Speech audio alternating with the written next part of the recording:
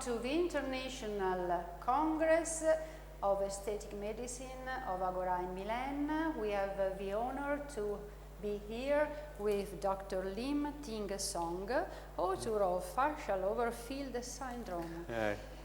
From Malaysia. You are a known international for your very specific ability. So what can we tell regarding the natural approach in medical aesthetic? Yeah, I think in the past, for anything about science, we always go to the extreme.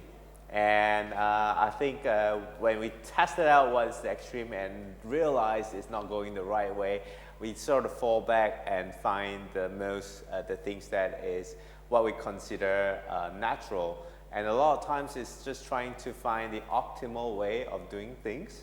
And this is what we see, especially in the early days where we're employing a lot of different fillers, and we realize that we need to find something that is has a better safety and longevity and sustainability, and that's where we fall most to hyaluronic acid. But at the same time, I think what we are seeing right now is a lot of things that we are trying to regain certain functions of the cells and tissues, which is the regenerative part that we're seeing in aesthetics.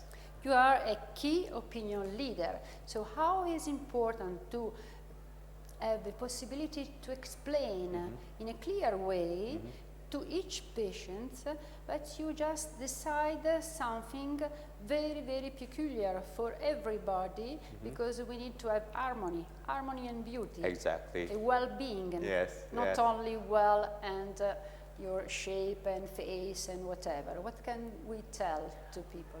Definitely, I think the thing that most people want to chase after in terms of aesthetics and procedures like this is they want to feel good about themselves. They want to feel that they are healthier, they look fresher, and lots of times you have to go back to the basics to find the reason why all this aging science happens, and not looking at fixing the obvious, which is the lines, the wrinkles, and the things that we see immediately, but the root cause.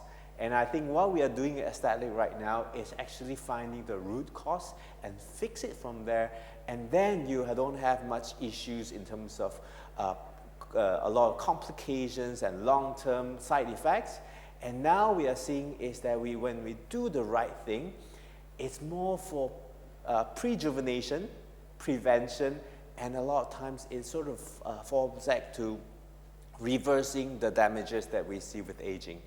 In this scientific congress, what do you think are the new technique or the new treatments that you can emphasize and just talk about? Yes, I think the amazing thing is right now, we used to think aesthetic as it always have to cut, it always have to be injected, it has to do the feeling.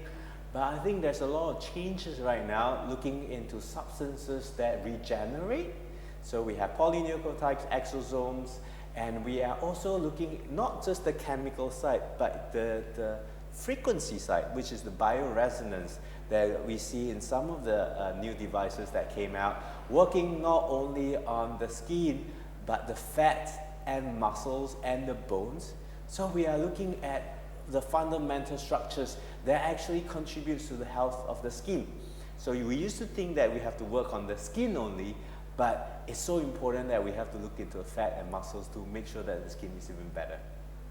And how is important the training, the adjustment for professionals? Yes, I think it's very important to have a good training and education, because a lot of times when we look into what we did in the past, by just teaching them how to do it without teaching the audience, the doctors, to know why they do it, what is the reason behind it, and what is the science behind it, is where things can go wrong. Because when you're doing without knowing what you're doing and why you're doing it, I think that's where we probably go into the spiral of disaster.